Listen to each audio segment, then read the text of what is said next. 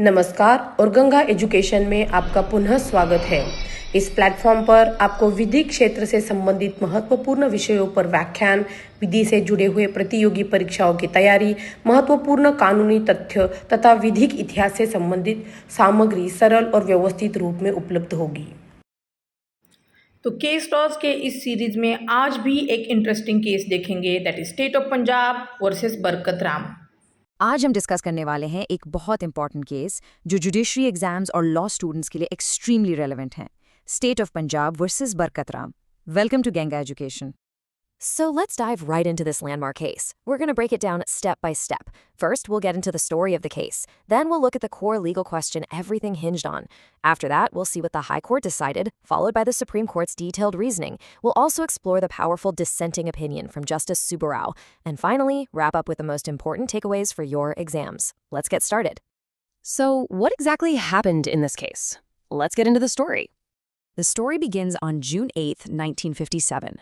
Customs officials get a tip-off that gold is being smuggled on a train coming in from Pakistan. As soon as the train pulls into Amritsar station, the customs staff gets to work searching the engine. And there, hidden underneath the coal in the engine's tender, they find a whole lot of gold.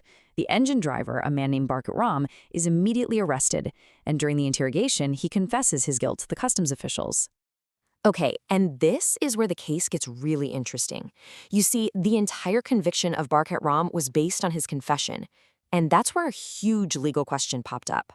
Now, there's a very important principle in our law written right into Section 25 of the Indian Evidence Act. This section clearly states that any confession made to a police officer cannot be used as evidence against the accused in court. The whole purpose of this rule is to protect the accused from police pressure or brutality, basically to prevent forced confessions. So the key takeaway is, a confession to the police is worth zero in court. And so, the fate of the entire case came down to this one single question. For the purpose of Section 25, is the customs officer considered a police officer?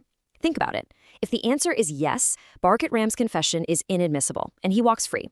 But if the answer is no, the confession is perfectly valid evidence, and he'll be convicted. This was the central legal issue of the case. So let's first see what the Punjab High Court had to say about this question. The High Court's answer was crystal clear. They said yes, for the purposes of Section 25, customs officers are indeed police officers. The High Court's logic was pretty straightforward. If a customs officer is a police officer, then Barkat Ram's confession can't be accepted in evidence. And without that confession, the prosecution had no other proof. The result? Barkat Ram's conviction was overturned, and he was acquitted, set free. But the story doesn't end there. The state of Punjab appealed this decision in the Supreme Court. Now, let's see how the highest court in the country looked at this matter. The Supreme Court completely flipped the High Court's decision on its head. Where the High Court said a customs officer is a police officer, the Supreme Court said, no, they are not.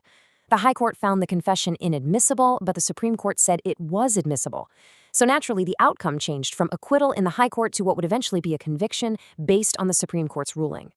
So why did the Supreme Court say this? Their biggest argument rested on the fundamental difference between the duties of the two officers.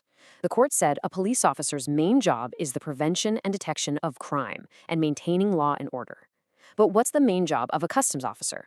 Their primary duty is to protect revenue by preventing smuggling and collecting duties. Their core objectives are completely different. Now, this next point is extremely important for your exams, so make a note of it. The Supreme Court's core reasoning was that a customs officer's main focus is revenue, not crime. The detection of a crime might be a byproduct of their work, but it's not their main objective. This distinction is the heart of the judgment. To support its main argument, the Supreme Court laid out three more powerful points. First, they said that the powers of customs officers, like search and arrest, are limited. They are given these powers for the specific purpose of stopping smuggling, and that's it. Second, the court pointed out that the Sea Customs Act itself mentions police officers and customs officers in separate sections, which clearly indicates that the lawmakers considered them to be two distinct roles. And third, and this is a crucial difference, an inquiry by a customs officer is considered a judicial proceeding, whereas a police investigation is never a judicial proceeding. That's a fundamental distinction right there. Now, the Supreme Court's decision was not unanimous. It was a 2-to-1 majority. There was one judge who disagreed with the majority view, Justice Subarao, and his dissenting opinion is just as important to understand. Let's see how he built his counter-argument. This quote really captures the essence of Justice Subbarao's philosophy. He said it doesn't matter what uniform an officer wears or what their title is.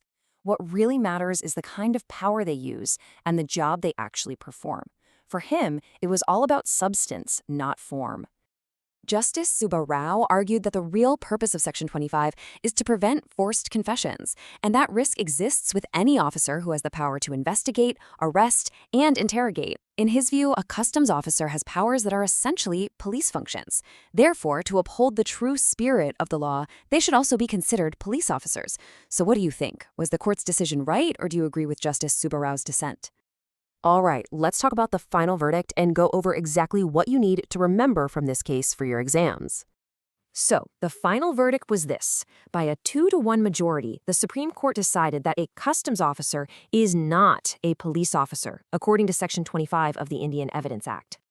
And it's important to remember that 2-to-1 ratio. It shows that this was not an easy, clear-cut case at all. There was strong disagreement among the top judges on this point of law, which really highlights just how complex this issue was. Okay, let's quickly summarize this whole explainer for your exams. Here are your key takeaways. Case name, State of Punjab versus Barkat Ram. The ruling, a customs officer is not a police officer under Section 25. The reason, their main job is revenue protection, not crime detection. The result, a confession made to a customs officer is admissible in court. And the dissenting opinion, that was from Justice Subbarao, who argued that the real test should be the function, not the designation. These points are absolute gold for your exam. This case set a major precedent for the interpretation of the Indian Evidence Act, but it leaves us with a question that's still relevant today. Should the law focus on an officer's title or on the powers they actually exercise? If you found this explainer helpful, please like, share, and subscribe to Ganga Education, and don't forget to press the bell icon. इस सत्र को देखने के लिए धन्यवाद। यदि यह व्याख्यान आपको उपयोगी लगा है तो कृपया लाइक, शेयर और गंगा एजुकेशन को सब्सक्राइब करें और आगे भी ऐसे महत्वपूर्ण विधि व्याख्यानों के लिए जुड़े रहें।